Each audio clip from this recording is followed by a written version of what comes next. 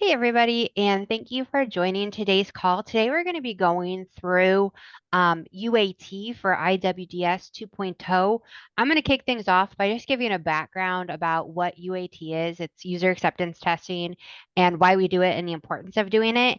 And then I will be passing things over to my colleague, Al, and he'll be going through actually showing you guys some of our UAT documents and then showing you the UAT environment. So first, what is UAT? UAT is user acceptance testing, and it's a critical phase in ensuring that the system we're building is going to meet the needs of our end users before we go live. So during UAT, real users, you guys and other individuals we have reached out to at state and local level are interacting with the system to validate that it's functioning, making sure the workflow is meeting the needs of our end users, and that the features that we're putting out in UAT align with the business requirements. Any of the feedback that we gather during this phase will be used to refine and optimize the system to ensure that it's delivering what it needs to when we go live. So the big thing with UAT is that we want to get hands on it before we go live, and we want to find the bugs and the issues with functionality or workflow earlier rather than later. So we still have time during our discovery and development cycle to get that addressed and then be able to go to production with a really good tool set. Additionally, getting our locals in from early on from the beginning, we're also helping to increase user buy-in and feedback. They're helping to make sure that they understand the system, that what they're saying in our local discoveries is getting into the system, and it's going to optimize the way in which we present a brand new system to our local users for them to engage their customers with. So that is just a little overview of UAT and the importance behind it. I guess one other thing I should mention, UAT is kind of like our last step of like getting eyes on it to get feedback to sign off and say, yes, this is working how we want it to work. This is functioning how we want it to function. So it's kind of like our last checkbox for the items that we've put through several different discovery groups. We've put through development, we've put through requirements document, sign off, and then it goes in UAT for a final view, hands-on, and sign off. Do you guys have any questions on that before I pass things over to Al, who's going to go into more of the, here's some documents we use, here's some links we use, and here's some things we're going to start looking at. All right. Thanks, Olivia. Okay, sorry I was a little late. I thought I was on the right one, but I wasn't. I'm going to share my screen and we are going to go through a couple things. Okay, so we have and I'm assuming we're giving a link to everyone to all of these first 3 cycle docs at one time. And this, so that you'll see out here when we give you the link that you'll have each of our cycles we had 3 of them. And so this says release 1 cycle 1. It gives you an overview. It gives you the expectations / homework. And the first one we talked about access the environment. We're going to talk about that today. Entity management was the first one, and just a few steps in that. Don't worry about the due dates because we have already, that was for the week-to-week process. This tells in here in this how to access that environment. I'll show you that today, which is open. It's an open environment right now for UAT. How to report issues. Okay. So what we have done is set up a reporting notebook, and you can also see the actual see if I can get over here. Sorry. You can see what was in, if you know what other people reported, which is a good deal. And you'll notice here, this is deeper into this now. So you'll notice here the red text is my replies to and to their issues / enhancements / bugs. So you'll know here, for example,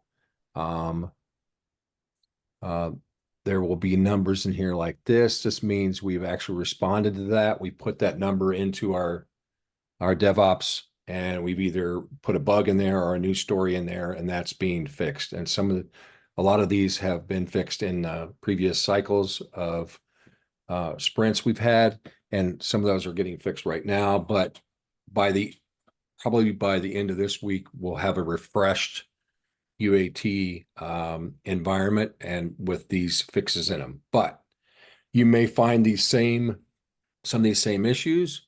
You don't have to report it again, obviously, but if you have any new issues, please feel free to report them. It's nice when you put your name in there and where you're from and what you were trying to do. Be as specific as you possibly can.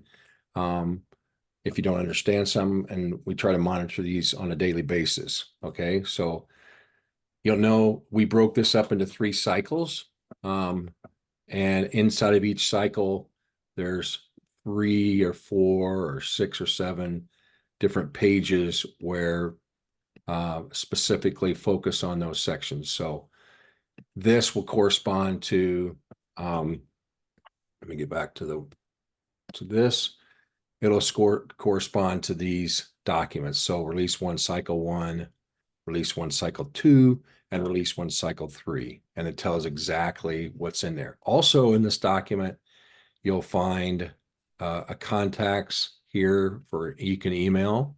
That's the BA team and it's the communications, Sarah. And then it talks about exactly how to log an entry into that, expectations, test thoroughly, detail oriented, and then feedback categories are bugs, issues, and enhancements. So just to let you know, a bug is when the system does not perform as expected, and the system is also not performing according to the requirements. Okay, and we track that, we fix it immediately, and we can retest that.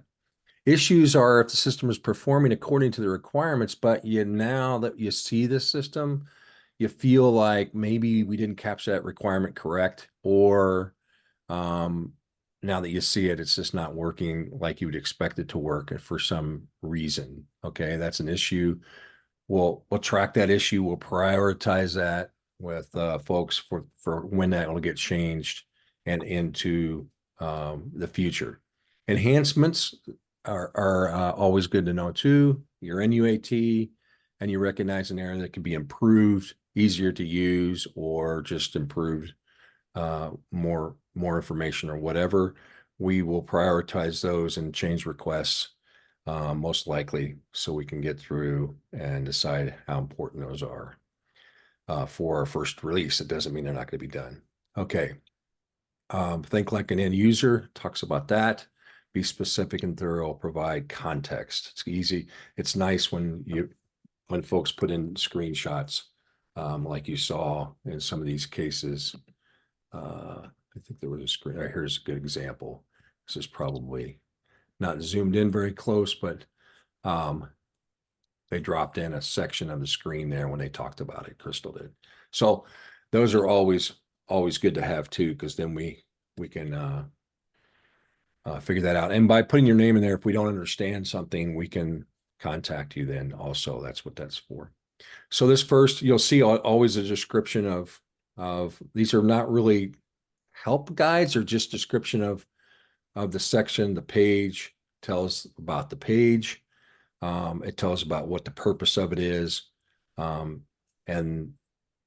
there's a little bit more on this one because we wanted to get out in front. This is a standard view that you'll see for different things. This is the entity, which is providers and employers and all that. This view here shows a list at the right and a filtering capability at the left. You'll see that in several different places, whether it's customers, whether it applications, whatever. So that's why this is a little bit more detailed, this particular one, but the filtering one might be different according to what the subject matter is on the right side. This list is over here, and I'll go through this today when we go through the demonstration of these 3 cycles. Okay.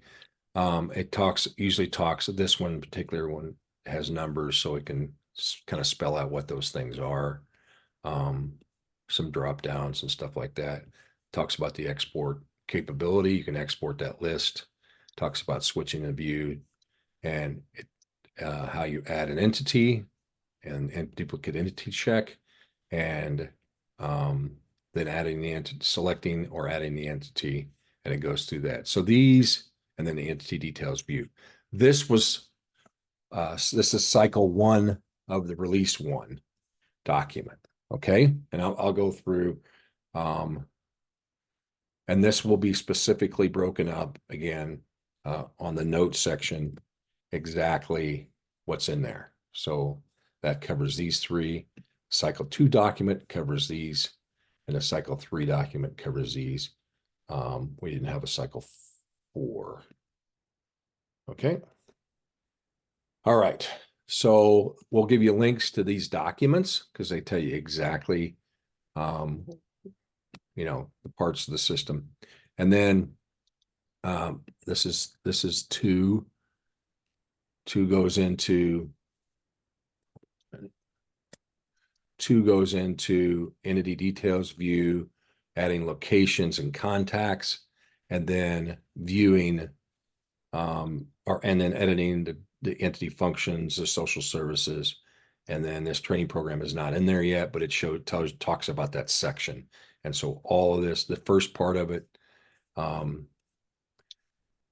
tells you what we're doing. We copied in the expectations, we copied in the link, we copied in the notebook. So each one of those, so you don't have to go searching for it. And the folks that you can contact talks about how to report again, and then it starts out and it gives you pictures of each of those parts that are on that cycle.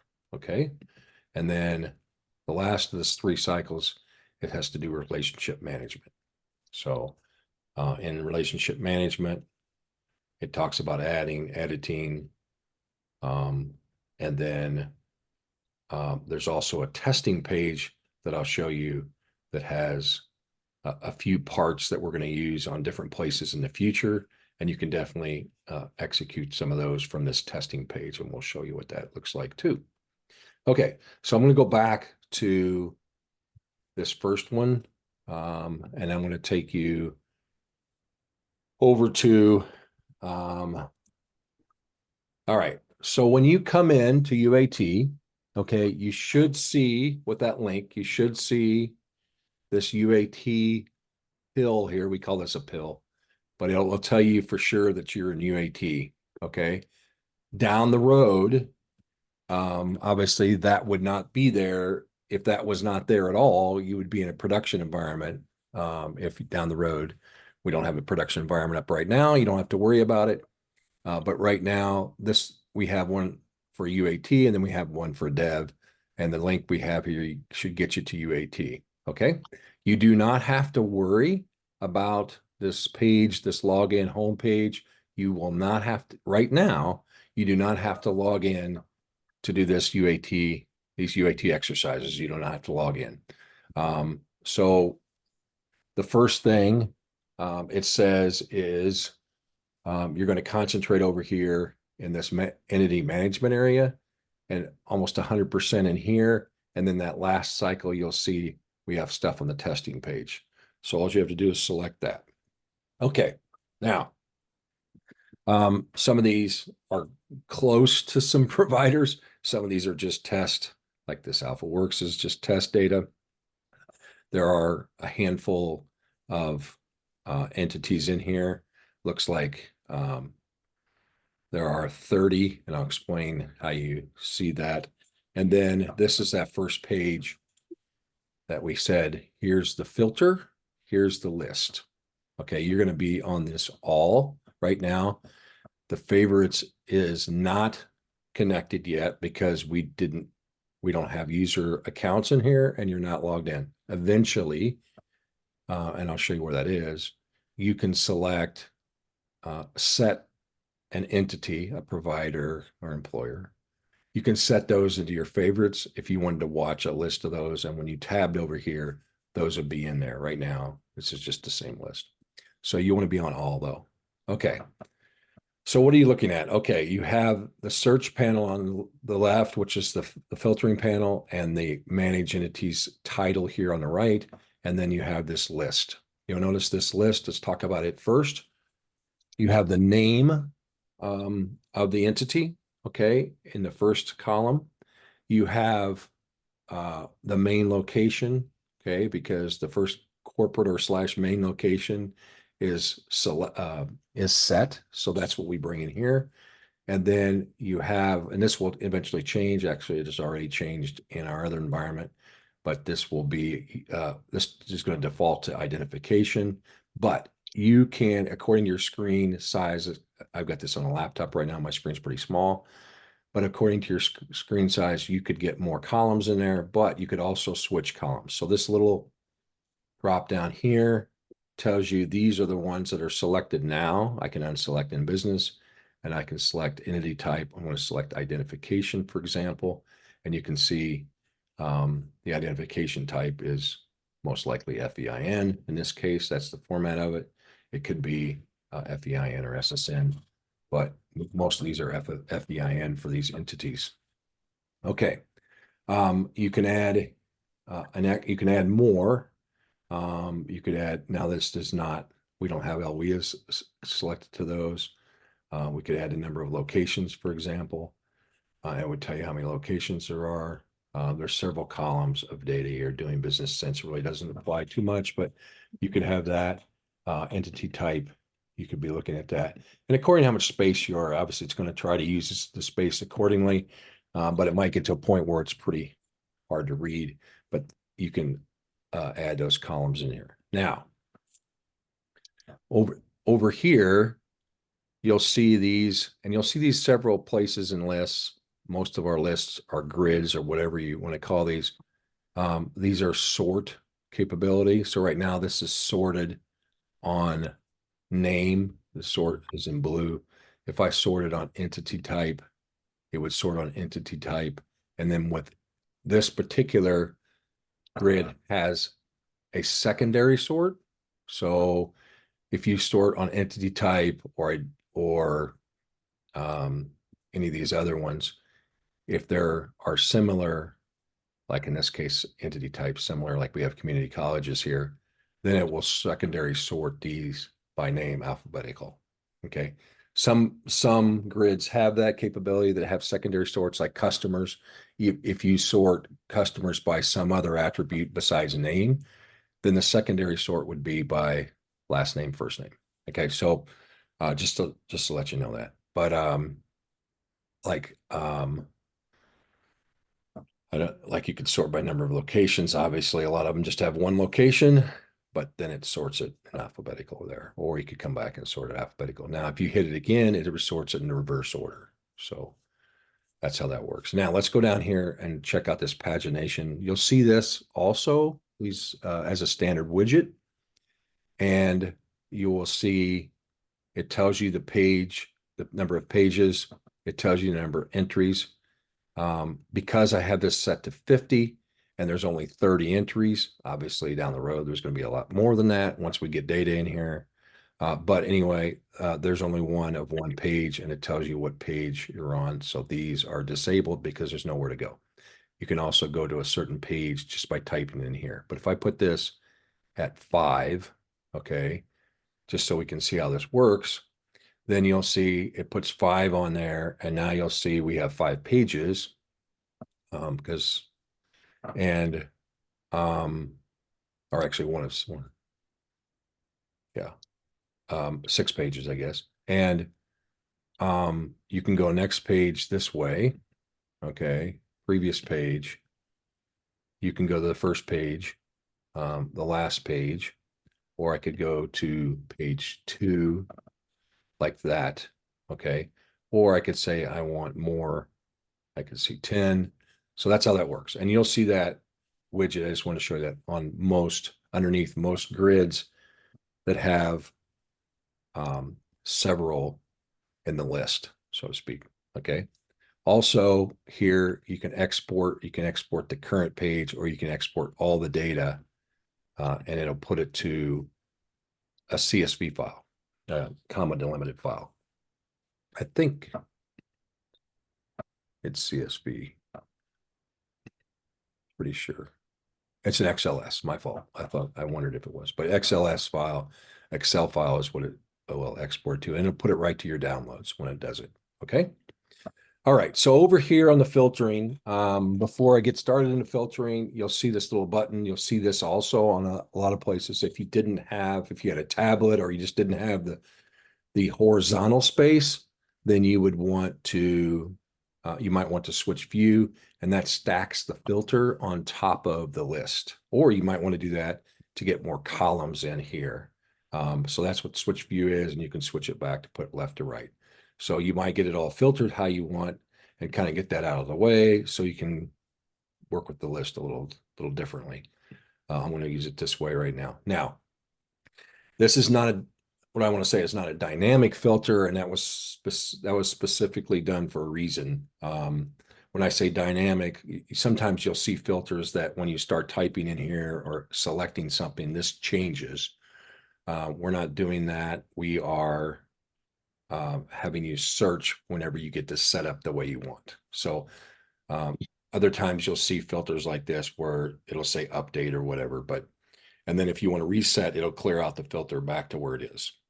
So in this right here, if you put a word or a part of a word, it will find it in the name, in the addresses, okay? And I'll talk about that in a second. Or like if it's an FEIN, it'll find it in the identification column. It'll try to match it as best it can across these entities. Now, as you understand, and you know really well that entities have locations, right? So it will look across the entities locations too. Okay, so not just the main location, but all the locations. So if you think there is a specific address or something or a zip code, it'll look across those too.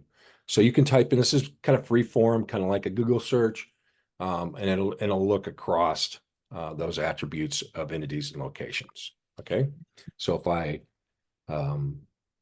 I type in spoon and I had now this particular button here is going to be stuck to the bottom here, so you will always see it. I think that's already actually done too in our other version. So as you can see, it found Spoon River College. That was pretty. Now, if I wanted to reset this, it will reset it. Now, if I wanted to, let's just do main. Let's see what that brings us back. So what it does here is it finds in the location name or in the entity name or in an address, it should be finding the main. Now, you say, well, I don't see some of them have main. That's probably because this is only showing the main location.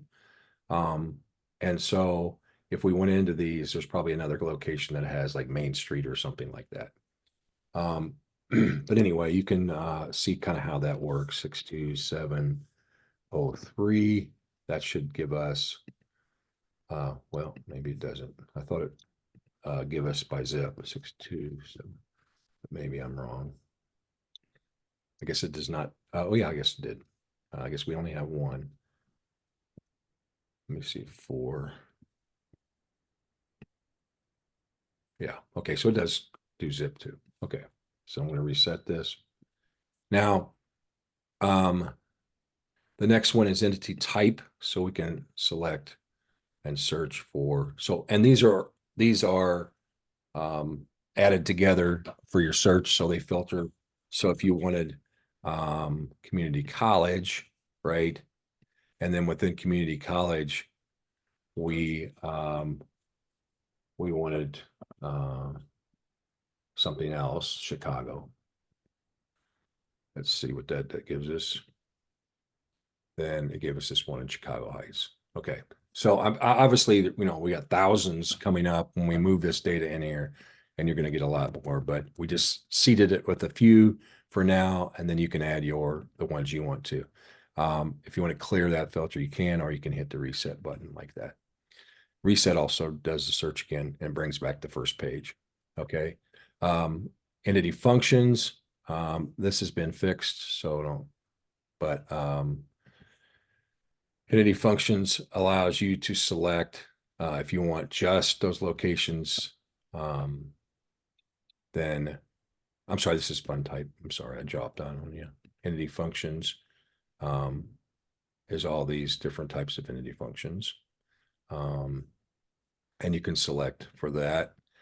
Fund types, you can select the different fund types, and you can do a combination of all these two. This is going to be this particular social services, which is today is human services. This social services is going to work like this. This is already upgraded to. So you'll, if you went out and saw that, and if you were going to put that note in, you would probably see somebody suggested that that was that didn't need to be all visible like that. And so that suggestion was implemented in the next version. Okay. But that's, you can play around with that. That's how that works. Also in our, also you can go actually into one of these by selecting this. This will take you to the entity view. Okay. You're in view mode. So you can see the general information section. You can see the different locations here, okay, for this entity. A lot of this data is not very good, obviously, but, and then you can see the contacts. This lists all the contacts and shows where the locations are. So if you want to just see the locations from the entity list for a certain one, it's probably best to sort by locations, okay? But from here, you can add another location to this entity. And then once you're in locations, you can add contacts. Okay, so that's, we get to that this way. Okay, we'll go back to that in a second. If we wanted to add an entity, we go here. Okay, when we add an entity, the first thing it does is a duplicate entity check. Okay, so if I was going to add Lincoln Land and I searched, oh, it's already there. Okay, so I could just go to that at that point. Or if it was Illinois College, for example, when I researched for that, yeah, that's in there. Or, well, there's Illinois College of Nursing here. So, and then if I wanted to enter something completely new, let's see, yes, Southern, nothing. Okay, so we're going to go ahead and add that. So it brings in whatever you put in there. You can actually get very specific back there. You can type in the FEIN. If you want to know exactly if that FEIN's in there, you can do any of those fields that I showed you on that previous screen. But if I can type, we'll see.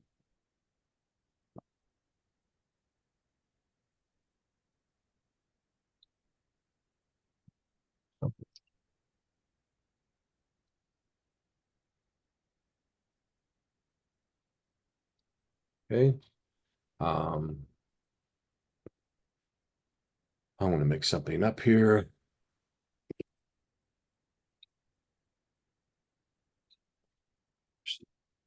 College. Let's see what we have here. Did I go by it? There we go. I have no idea. Okay, so this is where I was saying if down the road you wanted to add and something to your favorites, you would add it right there. Also, and then you could also add it when you edited that, or you can check it in the view too. So there's 2 or 3 places you can do that. Right now, that's not, that capability is not available. All right, so the main location, I could say SIU or Dale. I have no idea what the address is, but I'm just going to put like 100. Oh, you know what? I'm probably going to have to. I don't remember if this checks the addresses or not yet, but um,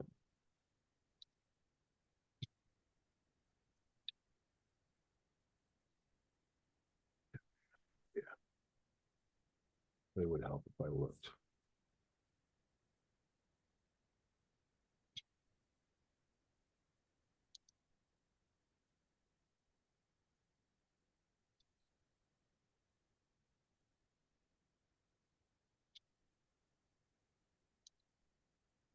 Okay, this might help. Okay, we're going to put in 1263 Lincoln Drive, Carbondale, Illinois, 62901.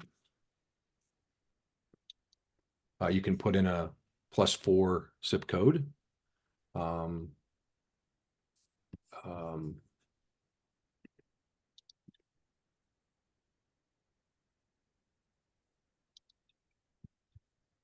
this is Jackson County. This is, I'm going to put in, doesn't really matter. I want to put in 618-555-1234. Okay. So as you can see here, these little red asterisks are the mandatory fields. Okay. And what we're doing here is when you add the entity, it says go ahead and add the first location. And just add the first location and it marks as main location. And then this is not all the information that we keep on a location. We'll look at that in a second.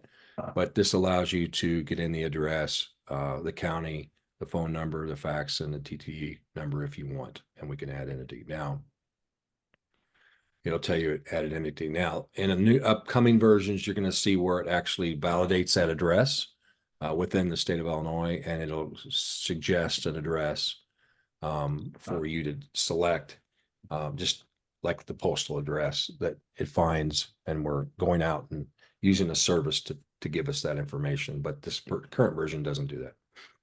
Okay, so once I added the entity, it comes back to entity view. Also later on, when this is working, you can just select that without editing. Up at the top, it gives all the kind of general information attributes. In the center, it gives the locations. Obviously, we added that first location. And then down here, it gives contacts, and we haven't added any contacts yet. Okay. Now, when I go to, and I can select a location from here, or I could add another location in here. It also, you'll see that same grid type with the pagination. If it has any, obviously there's only one. But when I go to here, now I'm viewing the location. There are, on the left here, there are sections that were in here that we can go to quickly, doing it this way, or you can also scroll. So this is your navigation side, and this is your scrolling of the location details. Okay. We have hours of operation. We have ADA compliant facility they can check. Corporate office means that's the main location. There's one of those. There's a notes section right here. This is in view only mode right now. Okay. If we wanted to edit this, which we will, we'll go to that mode right there. Okay. We can add a contact here. So we're going to add a contact, and we're going to put in here Olivia Miller. And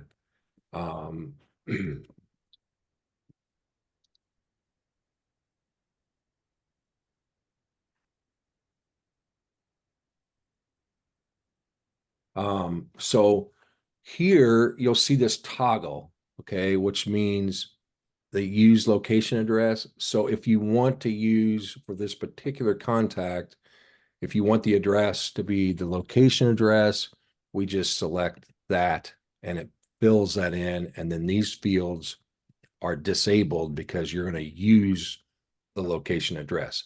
When you do that, if the location address would ever change in any way, then all the contacts that are using that location address will still have that location address that's changed to. If you do not, if this contact is somewhere other than the location, then this would be off, and you would go in and add the appropriate information for that contact's address. Okay. But you do have the ability, even when you use the location address, to put in a different phone phone number and it's a required field. So it does not assume that it's the same phone number regardless. It does not bring that in because we figure there at least there's probably an office number or something like that. In this version that we have in UAT right now, it doesn't look like it brings in the county that we had selected as Jackson, but it does. It's just not showing there. You can mark this person as primary contact or not. Active needs, this is going to default now. So there's quite a few changes here. This eventually will be providing that capability to allow them for providers to update their training programs and all that, just like it does today. Okay, so I add that contact. It tells you right here it was added. Contact was added, and it brought me back to the location details page. This time when we go down, we see we have a contact here and for this location. Okay. The new version has some updates too that shows which of the contacts is the main contact. So that's a new capability too. Now, if I go back and edit this location, you can see I can edit that information. I can also edit the hours of operation. It's a little tricky, but what this is doing here is you can say, okay, we could say Monday, Tuesday, Wednesday, Thursday, and you can select what those hours are of operation are.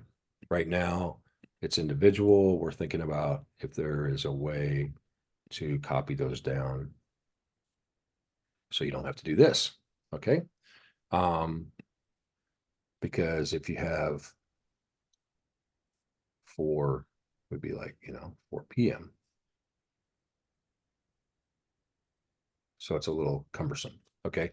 Anyway, or you can, that wouldn't matter for that one anyway, but you can also say it's 24 hours if there is a facility that's 24 hours. So that's kind of how that works.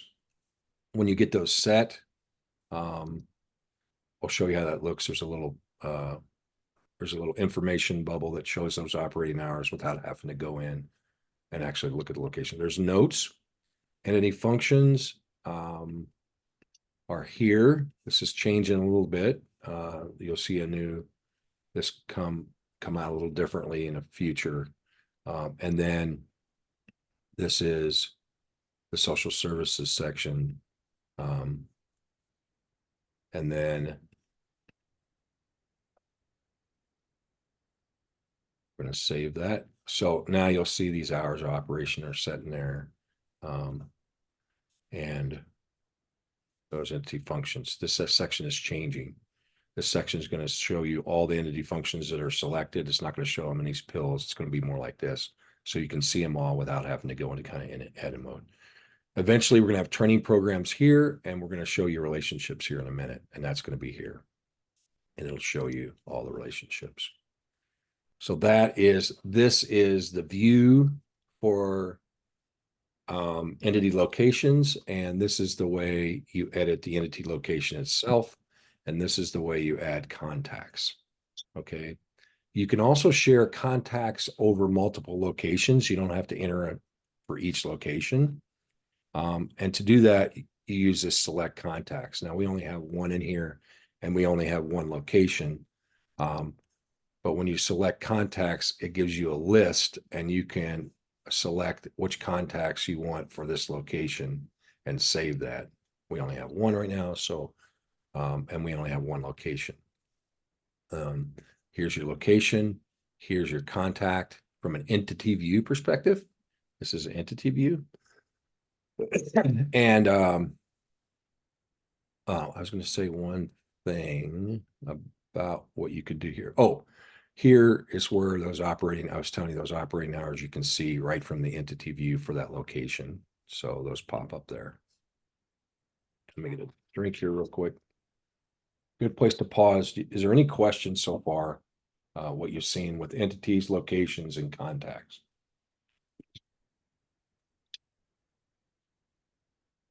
Yeah, I put one in Al, because I know you're developing it to where it will recognize if I start putting a location in, it'll recognize that that location already exists. Yes. And I'm wondering if you have anything loaded in it now that would test that. So if you got Right now, one it doesn't allow duplicate locations at all. Okay. So if you try to put an address in, that would be exactly. So if we try to put this address in, I'm pretty sure this version. but is there something already loaded? Otherwise, we're starting from blank and there will be nothing. Oh, we're going to load all. Yeah, we're going to migrate all the data in. I'm Okay. sorry. Yeah, I'm sorry. Good question.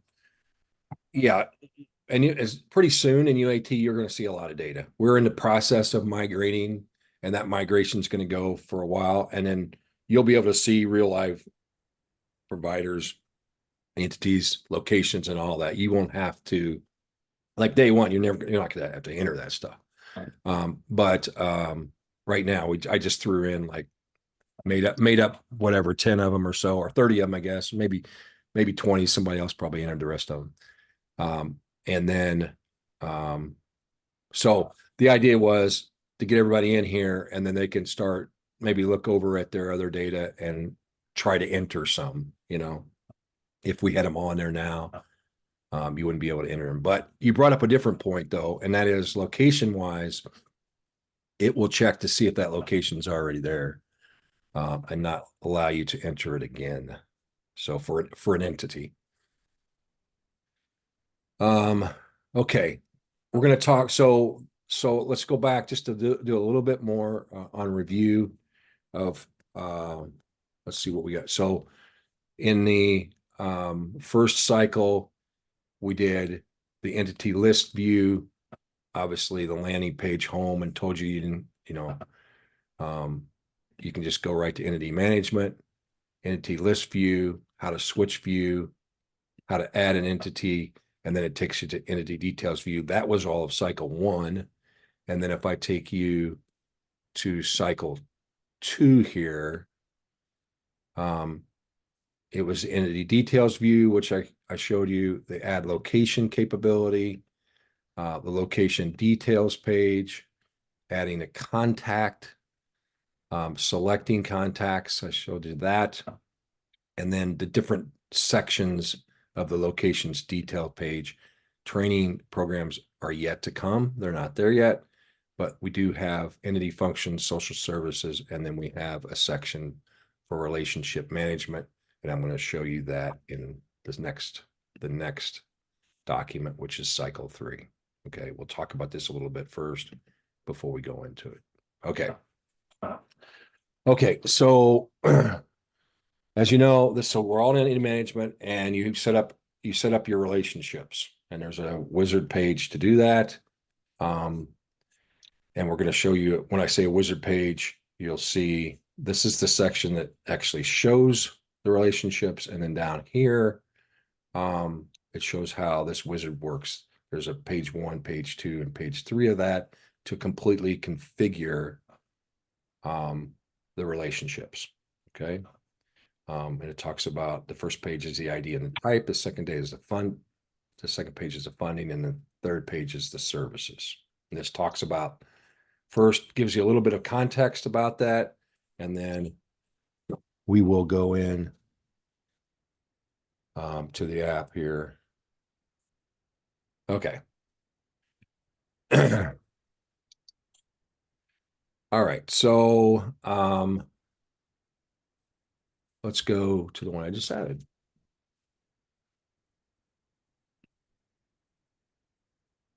Okay, so here's the entity.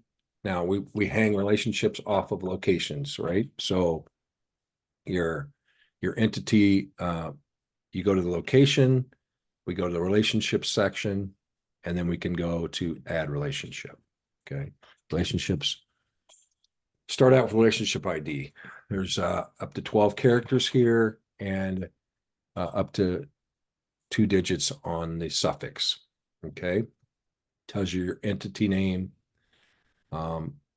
It tells the location of where we're defining this. It gives us a relationship types.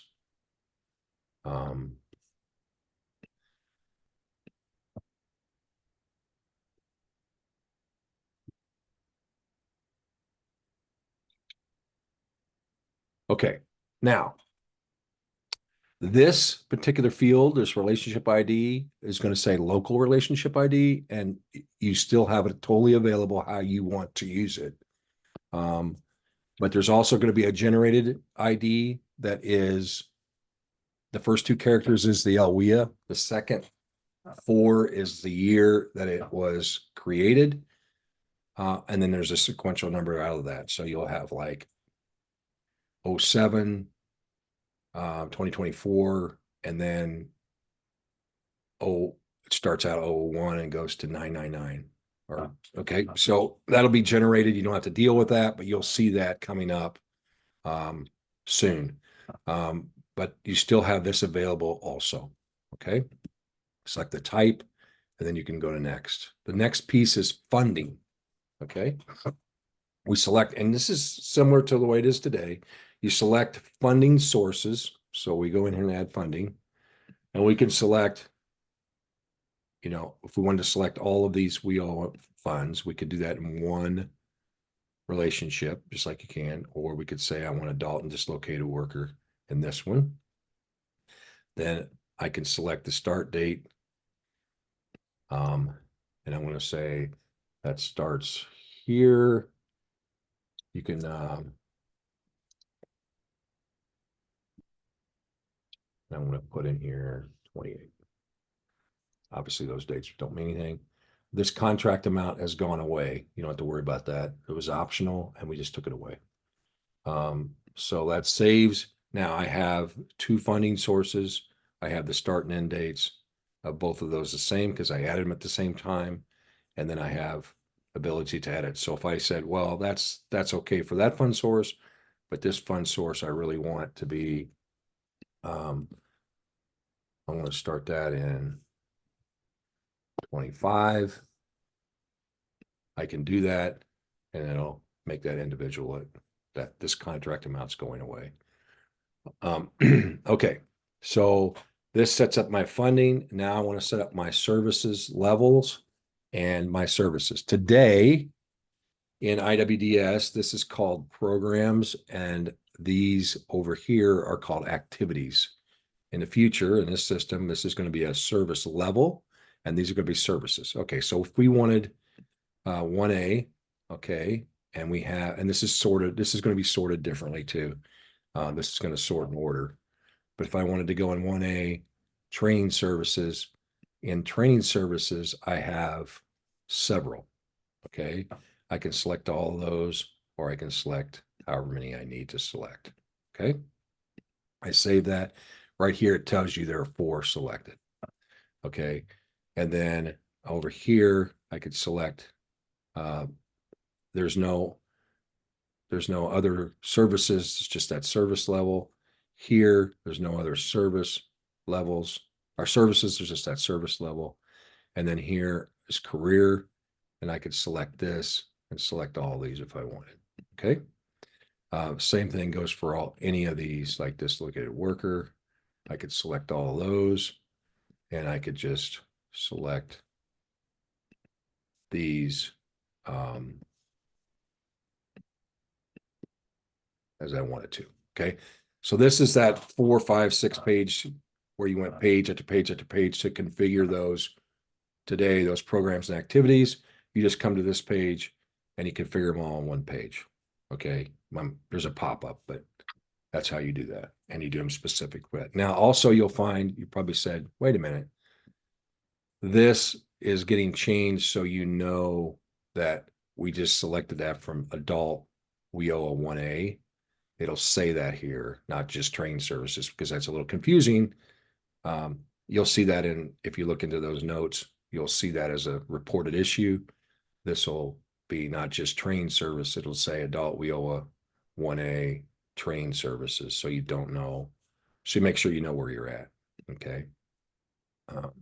Otherwise, you would not known if it was dislocated worker or adult. So that's all getting cleaned up. And then I save and exit, and this takes me back to again to the view mode of the relationship. So this is the relationship. This shows me all the funding sources. It shows me all the service levels all in one page, and it shows me a view mode of all of the services that were selected. So this is a view only mode, so you can actually look at all the details of this without going into update mode. Because today, I think you actually have to go into update mode just to see them. So that's what this is about. And then if you wanted to edit, you would go back into that same wizard. Once you get back here, we're back at the locations, right? That's where we were. Now you'll see. Go ahead. Somebody say something? Okay. Back here, you'll see the relationship. Now you're going to eventually see a relationship ID and a local ID. This will end up being a local ID. You'll see the funding sources. This is sortable in the future. And I can show you that on a different screen, this, okay, so if you notice here, this is the same relationship, but if it's broken down by the start and end dates. If the start and end dates were the same, then it would have multiple in the same row. But when they're different, it allows you to go in. Now, when we go into this relationship and edit it, you're gonna be in the same relationship. It's just one relationship. But when you see it out here, it allows you to kind of see what the dates are according to the funding sources. So you can this covers the way, either way you want to set it up. Like if you want to set it up so there's multiple, covers a bunch of funding sources, one relationship, you can do that. And if you want to just set up one per because of dates, you can do that. And then later on, if you want to just edit those, you can also edit those dates and move them out. Okay. So some of the upgrades to this is we're going to give you the ability to select multiple locations when you edit a relationship. If that particular relationship and all those funding sources and all those services and activities and all service levels and services, if they apply to multiple locations for the entity, then you'll be able to select all the locations they apply to. Somewhat like training programs are today. When you're in a training program definition today, you can actually select multiple locations that training program's offered. Similar to that. Okay. So you won't have to define a relationship for an LWIA for every single location that applies to. Okay. Also, you'll see the LWIA number here soon when we get that all integrated in, because obviously you'll need to know the LWIA number. Okay, so that's relationships. If you want to edit them, you just go back in and edit them this way. And I can go here, and then if this was the case, this is 10/1/24. You'll see, hopefully it won't make a liar out of me, that if I put this in here, save that, and these are both the same, save and exit, and then I go back to the location and go back to relationships, see how it is one. It's both in the one because all the start date and end dates are the same. So I know there's probably a bunch of questions, so questions, please.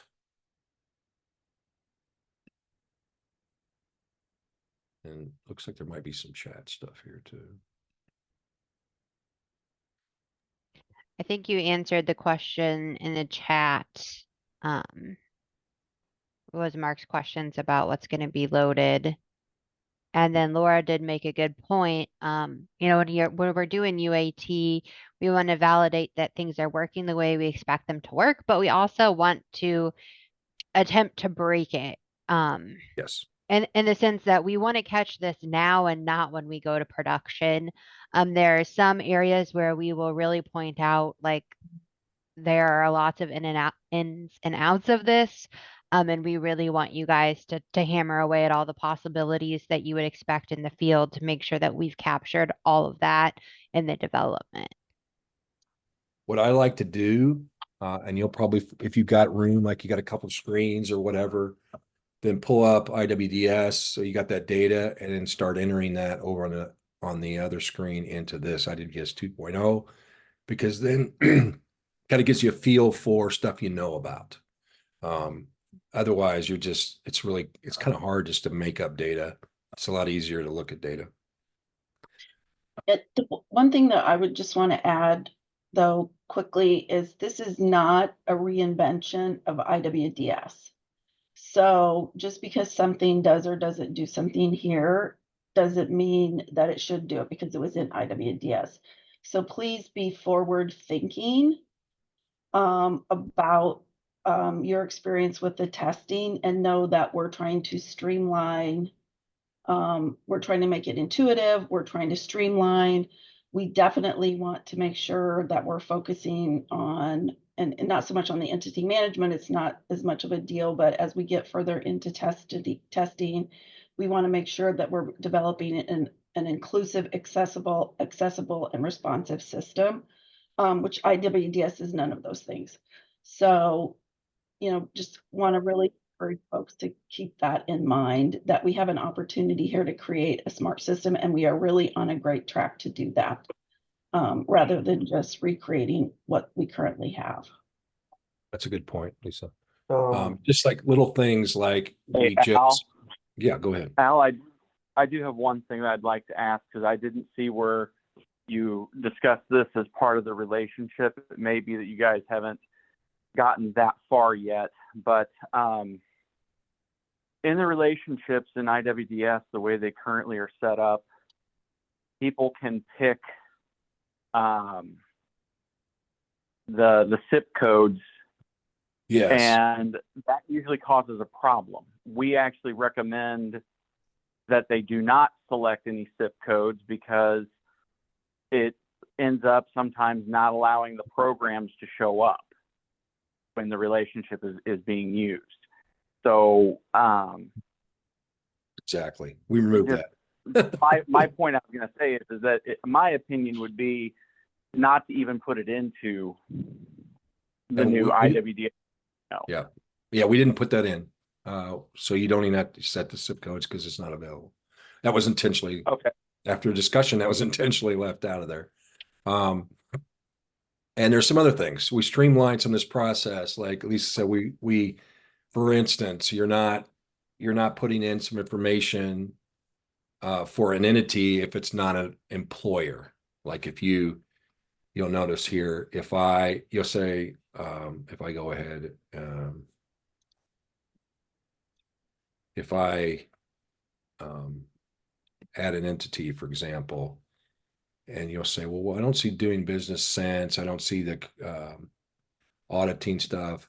If you picked employer, then other fields come in. Okay. In fact, the NAICS code doesn't necessarily apply just to a provider entity. Okay. So that's why you didn't see that for providers that are not employers. Okay. So that's kind of stuff like that. Okay. Another thing is this location thing on relationships today. Either people thought that they were shared across relationships, or they knew that they weren't, and they were adding them several times. Well, not in this version, but the next version that's coming out, you'll see that you can select those. So we're trying to find, and that was a suggestion from a user in the field that said, wow, I don't want to do this again and again and again for all these locations. So it was like a very good suggestion. And we're incorporating that. Well, we haven't yet, but we're going to incorporate that suggestion in. Just like this stuff you'll see in there. So if you read some of that, you'll find out that in that notebook where you're going to report, you'll find out some of the things that we're doing in response already to the UAT, because we want to make sure not only do we find some bug that, that we didn't find, but we also want to make a better system, more intuitive, easier, less clicks, less entries, those kinds of things. We certainly want to do that. We also want to eliminate this duplication of entities and duplication of entity locations the best we can. So working on that too. So stuff like that, we're validating, we're actually reaching out and validating addresses, so that we're not putting addresses that are not actually accurate. Now, And the one final thing too, and Laura put it in the chat, but just so that everybody has caught it, is this is really not just for Title I anymore. This entity management piece is kind of going to be the well, not kind of, will be the nucleus for a lot of programs.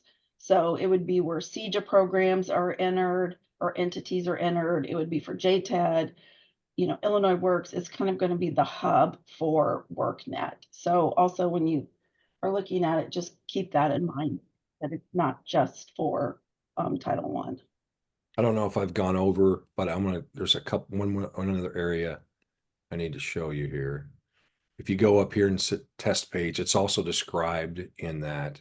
So here's some components that we have built that we're going to slip into other places like training programs, file loading, uploading capability. You can definitely try these out and see how they work. File uploading takes files, documents, whatever, and puts them into the DocuWare utility, and then allows us to list those and go grab them for you if you want later. This here is a SIP search. There's a couple buttons that launches it. It allows you to, very similar to what you have, allows you to search for SIP codes and select those. Oh, I hit the single select, so it's not letting me select more than one, and it shows you which one you've selected. So if you're in a scenario where we need to use this for just a single select, then this is the way it would probably work. If you wanted to use it for a multi-select, if we had a place where we're going to use it for more than one, then it would work like this and show you what you've selected up here, that concept. Okay. This is the file upload utility, lets you add a file. And then we're going to have file types in here, somewhat like you have today. We're working on that, getting that list correct. Entering notes, like file types are not physical file types like Word or image. They're like evidence of something that you needed to upload, or maybe, I don't know if you upload report cards, maybe a report card, I don't know, but there's a bunch of document types. We have 400 document types right now that we're looking at. This is a program hierarchy that allows you to select. Actually is not working correctly here, but it's also, this particular program hierarchy is also on that first filter page, and it is working fine. This section here is NAICS. It works similar. It should, hopefully we've, well, let me look and see here. Should have demand in here. Let me see if we got that wired up at all.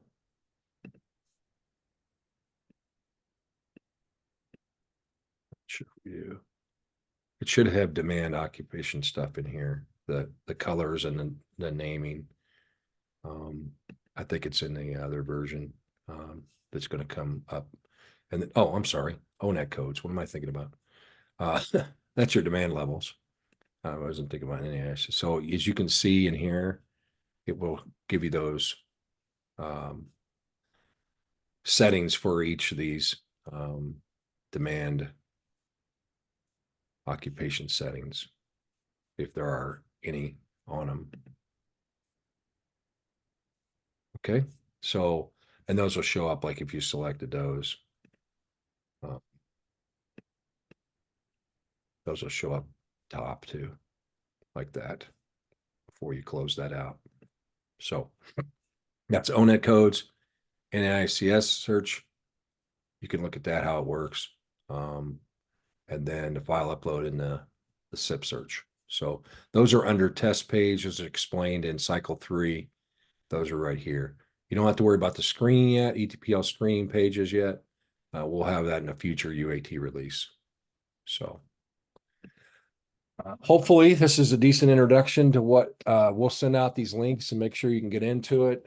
Like I said, the big thing is don't worry about the login. Go right over straight over here and get into the entity management, and you'll be in good shape. Any other questions?